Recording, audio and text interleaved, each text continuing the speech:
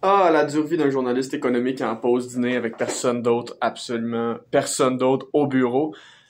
Sujet que je voulais parler aujourd'hui, je voulais le faire plus tard, mais bon, je suis tout seul, pourquoi pas prendre l'opportunité?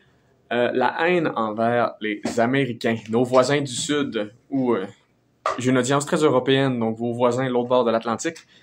Évidemment, c'est pas des voisins pantoute, mais bref. Pourquoi il ne faut pas haïr les Américains? Parce que oui, leur gouvernement, Donald Trump, est très vindicatif. Il veut dominer le monde et tout mettre sous son joug. Ce qu'il a le droit de faire étant donné qu'il est puissant, ce qui n'est pas nécessairement ce qu'il y a de plus moral ou de plus juste, mais en termes de droit international, c'est la puissance qui domine toujours. Donc, on peut pas vraiment y faire à moins qu'il y ait quelqu'un d'autre qui décide de se dessiner comme la puissance internationale, ce qui va peut-être être la Chine. Est-ce que vous voulez être sous un système chinois, un système américain? À suivre, à voir avec les hégémons.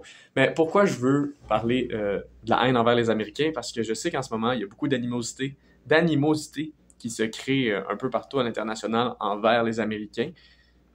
Puis je crois que c'est pas positif d'haïr un peuple, c'est quelque chose de nocif en général, juste de haïr un peuple pour, même si c'est pour leur gouvernement. Parce que oui, ils prennent des décisions qui impactent tout le monde. Oui, ils se mettent au centre de leurs intérêts, mais en même temps, c'est pas un peu le but d'un gouvernement de penser à lui en premier, de défendre les intérêts de son État.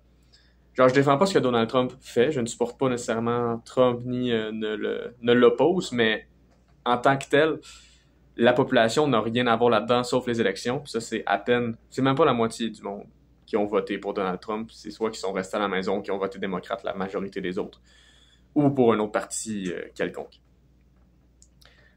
Mais je comprends qu'il y en a qui peuvent transférer leur haine de Trump et de ses politiques envers toute la population, mais je trouve que c'est aller trop loin.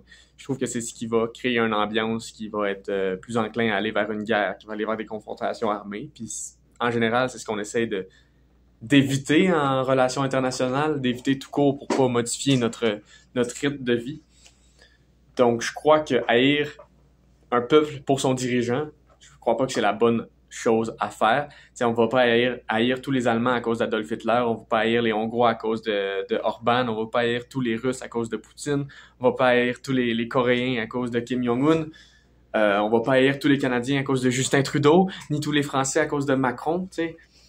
Je pense qu'il y a une petite nuance à observer entre le gouvernement et le peuple lui-même. C'est sûr qu'il y en a qui ils vont être poussés à suivre Trump, peu importe ce qu'il fait, puis qui vont prendre ses positions comme la leur. Puis ceux-là, je peux comprendre qu'on a de l'aminosité envers eux autres, mais il faut comprendre aussi que c'est toute une manipulation, c'est tous des ingénieurs informatiques, théoriques qui ont mis tout ça dans la tête du monde. Puis c'est pas nécessairement du libre arbitre rendu là, c'est de la manipulation pour voter et supporter quelqu'un.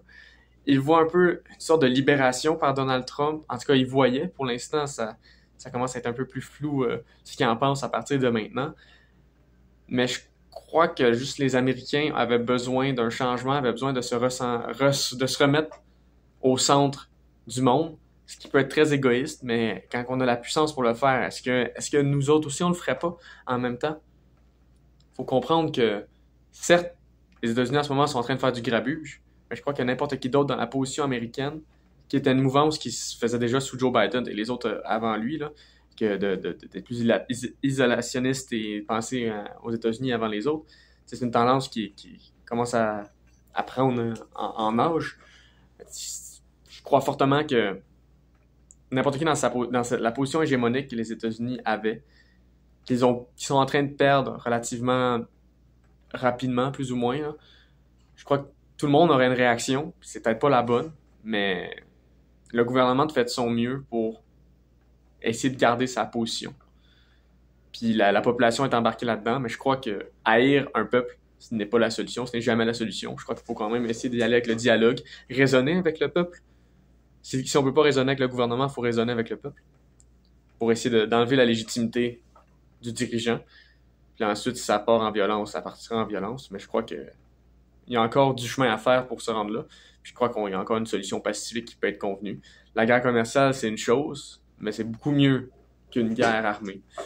Du moins pour conserver le statu quo et ne pas avoir de morts inutiles comme on peut en voir en Ukraine, en Russie, en Israël ou en Palestine, hein, ces temps-ci, ou dans toutes les autres guerres qu'on parle un peu moins dans les médias. Mais c'est bon, laissez-moi savoir ce que vous pensez à ce sujet-là par rapport aux Américains, si on doit à tout prix les haïr. Tu sais, je comprends le boycottage, je comprends tout ça, mais le peuple américain en tant que tel ne mérite pas de haine. Je sais pas si c'est clair ce que je veux véhiculer. Faites-moi savoir ce que vous pensez par rapport à la situation, par rapport à ce point de vue-là. Laissez-moi savoir votre opinion. Vous pouvez me donner une petite subscription en même temps, là. Ça fait pas de mal à personne. Puis un like sur la vidéo. Je sais pas comment être un YouTuber. C'est pas grave, je veux juste parler de sujet. Donc on se reparle une prochaine fois sur un autre sujet qui anime ma curiosité.